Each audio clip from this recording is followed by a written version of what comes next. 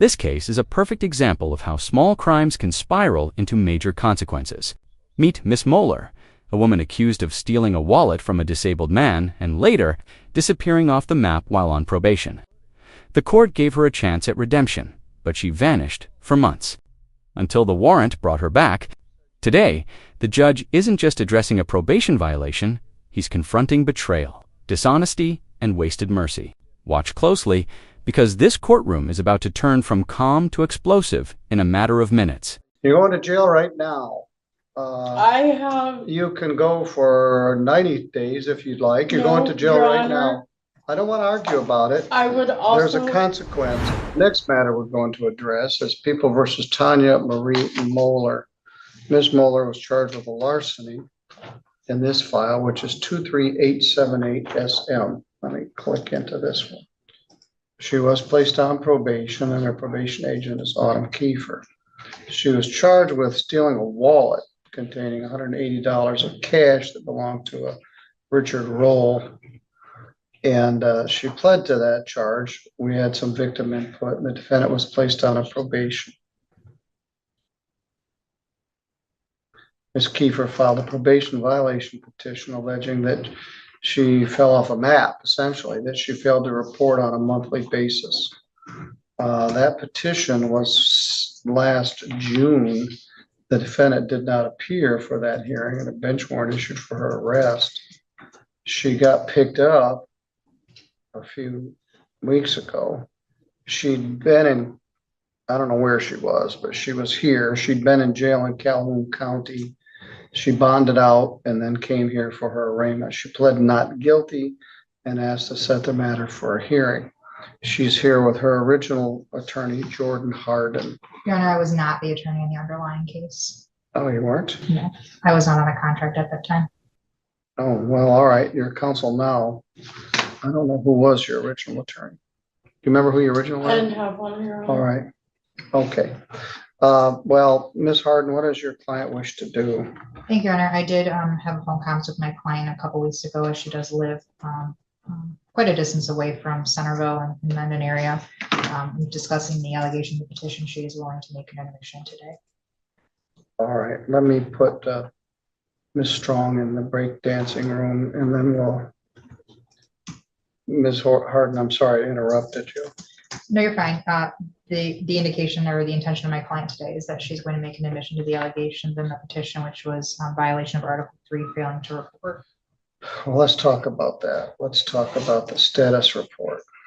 Her last report was April of 2024, and then we just lost track of her. So, Ms. Moeller, would you acknowledge you failed to report since April of 24 until you got picked up in Battle Creek in August of 25? I do, Your Honor. What happened? I ended up moving to Bay City, Michigan to attempt to take care of my mother and my stepdad. And just with the multitasking, it just wasn't a priority when it should have been. When you got arrested in Calhoun County, did you get charged with anything there, or they just arrested you on our warrant? On the warrant. How'd you happen to be in Battle Creek? Well, I was coming down to deal with my daughter and actually come here and deal with some things, trying to get things squared away in St. Joe County so that I don't have to do the 3-hour drive. Well, I put you on probation because I felt there was a drug issue here, and I also wanted to have enough time to get restitution paid to the man whose wallet you took. But I wasn't very successful at that. Ms. Kiefer, what's your recommendation here? Well, initially she has 20 days of deferred time. This type of violation doesn't warrant 20 days. She served 4 days in Calhoun County that I verified. She unfortunately hasn't paid any fines and costs at all in this case. So my recommendation is for the 4 days of time served for her to pay the $325, which removes the oversight fees of probation and revoke from the probation. Ms. Harden, having that in mind, what would you like to say to that? Your Honor, we were going to ask for the court to consider her circumstances. I was not aware of the time she'd done in Calhoun County, so the recommendation for time served and just pay the remainder of that restitution and court costs, we would ask the court to adopt that recommendation from Ms. Kiefer.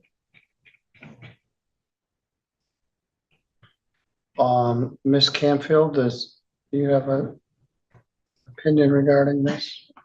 I do, Your Honor. I struggle with these types because it doesn't appear that there's a new offense or any criminal conduct, at least that we're aware of, that would have brought her before Calhoun County or this court again. However, if she was moving to Bay City, that's something that she should have kept Ms. Kiefer aware of.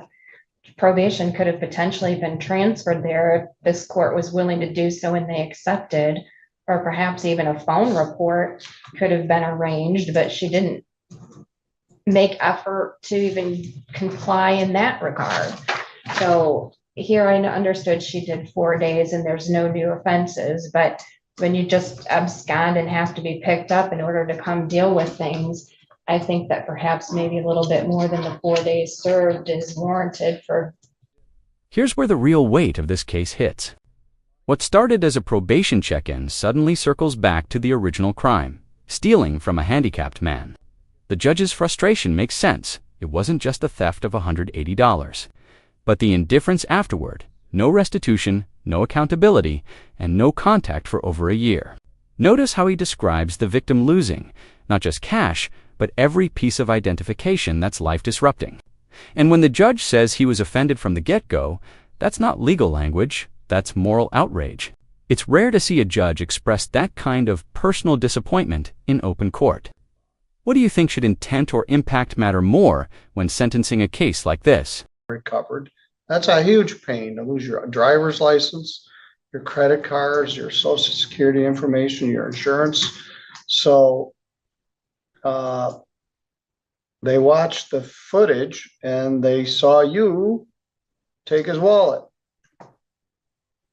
First you said you didn't take the wallet, then you said you did take the wallet and you gave it to a Walmart employee in the parking lot, which you didn't. You took his wallet and left and kept his money and all his identification. I thought you got a huge gift when I put you on this probation. I wanted to get the guy's money repaid. You repaid us by doing zero. And then interesting, when it comes time to get out of jail, you come up with money to post a surety bond. You can't pay 1 cent to us or to this man's restitution, but when it comes the difference of you sitting in jail and getting out, you come up with enough cash money to post a surety bond. So you deserve more than 4 days in jail. You deserve what I ordered in the first place. As I said, this offended me right from the get-go. My judgment